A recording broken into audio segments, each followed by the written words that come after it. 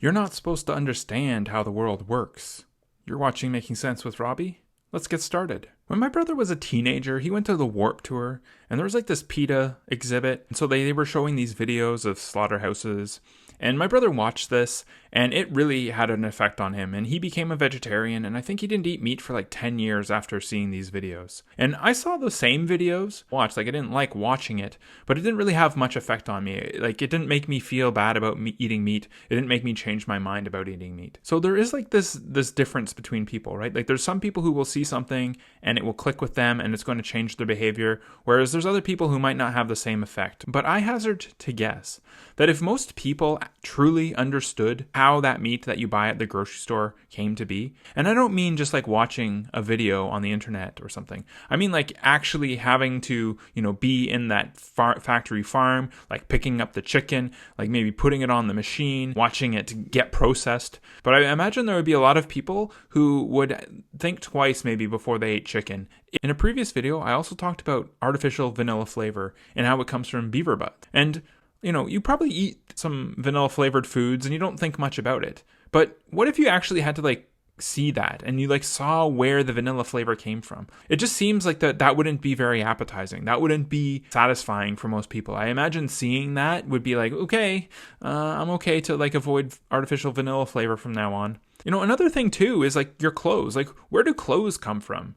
We all have this idea of a sweatshop. Imagine walking a day in the life of the shoes of someone who actually had to make your clothes. Would you be okay then with going to the store and spending $20 for a t-shirt or something? If you knew what it was actually like to create that t-shirt, would you feel all right about it? I'm not saying that it's good or bad. I'm just saying that without people actually seeing and understanding how these things work, that they don't necessarily realize what goes into creating them. We're kind of oblivious how the things that we have become things.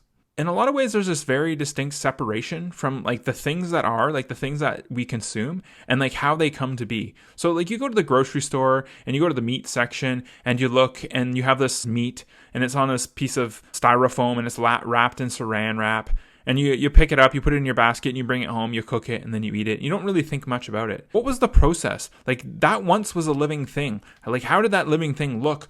Where was it living? How did it get converted into that thing that, is so, different? We're not aware. We don't understand the process. We don't understand, how we get from one step to the next, to the next, to the next, to the actual thing that we consume and that we buy. And I would say in a way, it's probably better that we don't understand. It's better that we don't know how the things that we consume come to be. Because if we really understood, if we truly understood, and I don't mean just watching some video on YouTube and kind of getting an idea. I mean actually having to go through the process, actually being a part of creating that meat, creating those shoes, creating those clothes, getting that diamond out of the ground. If you actually had to be a part of that process, then you probably would think twice about it. You wouldn't be so easily consumed by it, right? It wouldn't just be this okay, I'm gonna spend $20 and I'm gonna buy some shirt, I'm gonna buy some food. We wouldn't be so casual, nonchalant about that process. If we actually truly understood what was going on to make it possible. And I would say that it's better that we don't know that.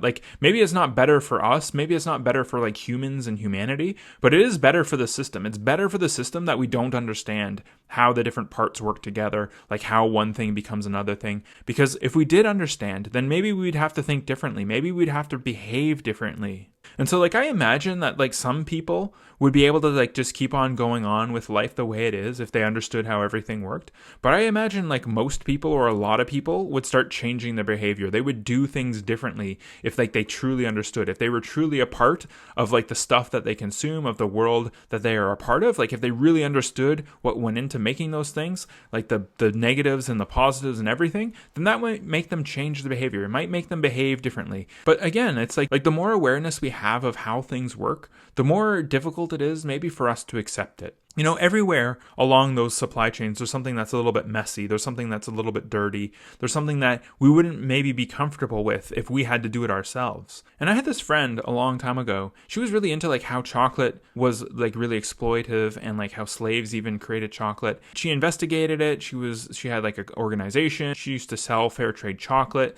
She was all about trying to make change because she understood how this process worked. And I would think that some people are curious. Some people are going to dig into these ideas. Some people are going to change their behavior.